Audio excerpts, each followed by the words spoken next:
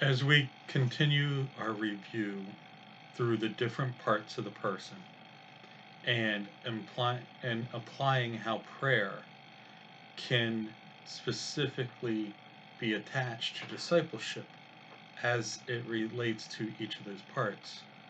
In this video, the third video of this week, we're going to deal with feelings. We dealt with the will, then we dealt with the thoughts, now we're dealing with the feelings. And if you remember from the lessons, we talked about how using our will to make decisions about what we think about can have a huge impact on how we feel. And how we feel can have a great impact on how we are able to use our will to decide what we think about. So we're going to continue this idea, just using prayer as the foundation for it. We're going to talk about our feelings and how our feelings personally connect to worship and how our feelings also connect to the idea of missions.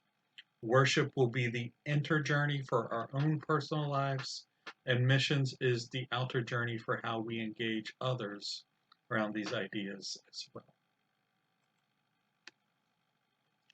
So, feelings.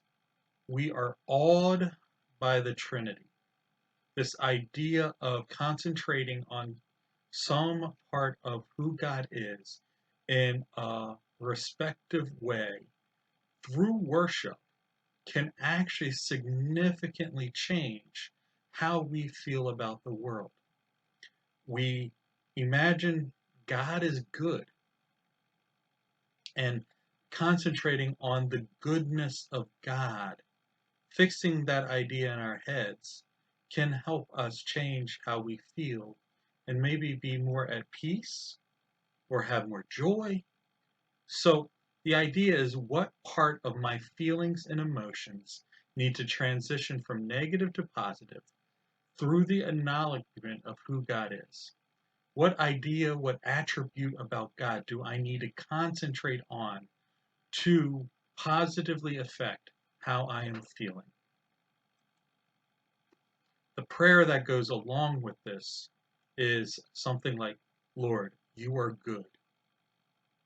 Help me to live my life in the truth of your goodness.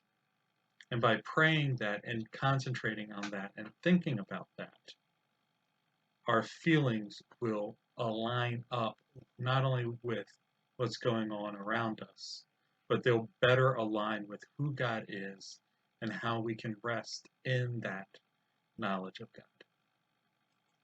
Now, the outward idea is reaching the unreached. Missions exists because worship doesn't. Who, both far and near, do I need to bring into contact with the joy of the Lord?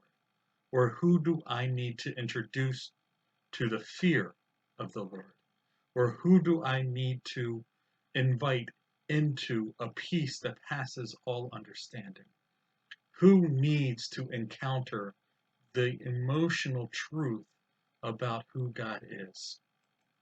And the prayer, help the goodness of God to overflow from me into the lives of others.